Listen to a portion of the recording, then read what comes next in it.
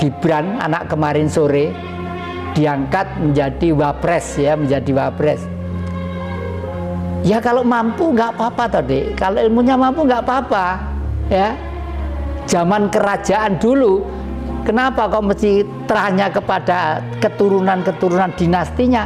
Karena sudah digembleng dulu. Saya ngerti bahwa Orde Baru itu ada sumber malapetaka yang menghancurkan negeri ini.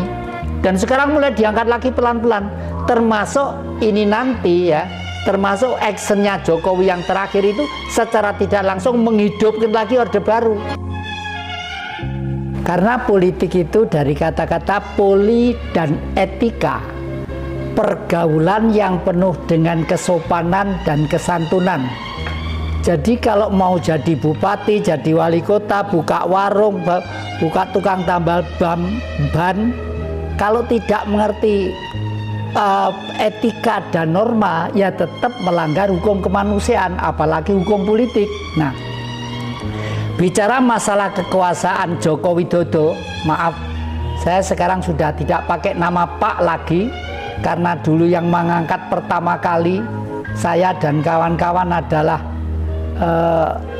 Joko Widodo menjadi RI 1 ya. Dan itu tugasnya sebenarnya hanya mengisi waktu. Kenapa harus mengisi waktu? Karena secara politik saya percaya bahwa negara kita itu satu, manusianya istimewa. Dua, negaranya istimewa. Ketiga, tanahnya istimewa. Yang keempat, sejarahnya pun istimewa. Kenapa manusianya istimewa?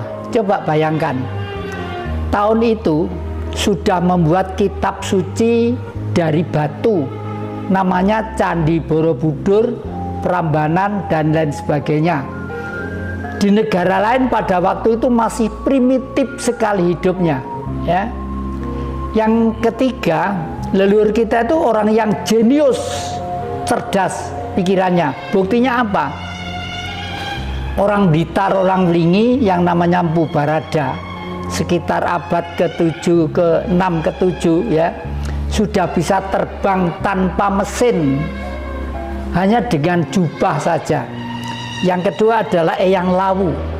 Kalau Mpu Barada saya adalah legenda dan bekas peninggalan yang saya lihat. Tapi kalau Eyang Lawu, Prabu Brawijaya kelima yang akhirnya lerem di sana, nah itu ada juru kunci Alas Ketonggo, masih keluarga dalam keraton Jogja kalau nggak salah ya, namanya Eyang Darmo Darmojo, ke puncak Gunung Lawu gitu, baru itu sadar bahwa leluhur kita memang dahsyat dan hebat. Nah, kalau yang dari Blitar, Mpu Barada itu memang beliau menemukan suatu energi, berangkat belajar dari kondisi alam. Kenapa bumi itu kok nggak muntang-manting ke sana kemari? Karena diikat oleh gravitasi magma. Ngagem caping Basunindo, Ropi Kencono, Jamang Mas Sungsun Tigo. Jejeg Bantolo ping telu, jejeg Lemah ping telu, wer metik tembletik tanpa sutang. Wer. Ternyata itu adalah ilmunya Mpu Barada, mbah-mbah sampian ini. Lah, kalau sekarang pemerintah itu seperti ini, terus terang aja deh, memalukan sekali ya, memalukan sekali. Sangat memalukan. Sangat ya. Setiap manusia berhak mau menjadi bupati, menjadi menteri, punya hak. Tapi kalau cara mencarinya itu sudah menghancurkan martabat, norma, dan etika politik, itu adalah pengkhianat bahasanya.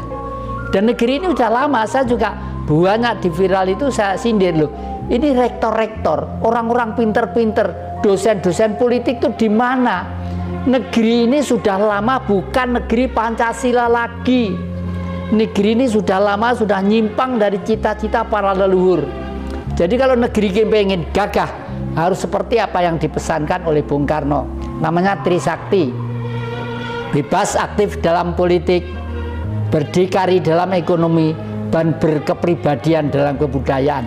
Ini tiga-tiganya sudah nggak benar. Kemarin Joko Widodo menghadap ke juragannya di Inggris sana ya, terus disuruh memakai mahkotanya, dia bangga, dia nggak ngerti kalau Inggris itu punya niat-niat tertentu untuk mungkin membawa Indonesia itu dalam jangka panjang menjadi negara-negara bagian kecil-kecil, menjadi Commonwealth-nya Inggris, seperti Singapura itu. Singapura itu kan Commonwealth-nya Inggris. Yeah. Semerdeka-merdekanya Johor atau Malaysia, tidak mungkin mereka merdeka seperti kita karena masih di bawah bayang-bayang kerajaan Inggris.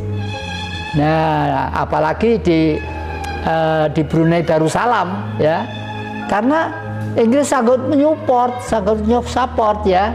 Dan orang Yahudi itu pinter deh, orang Yahudi itu otaknya itu cerdas. Saya ini zaman bayang nih, zaman sekarang pegang HP ya, HP itu siapa yang ngontrol?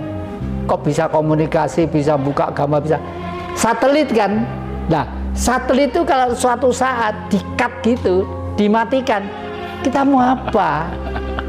Mau apa? Kelimpungan itu aja udah komputer nggak bisa ini, nggak bisa ini. Padahal sekarang semuanya serba. Nah, untuk itu ini kalau tidak ada perubahan pemerintahan secara besar-besaran, saya yakin Indonesia pasti terpuruk di zaman yang akan datang.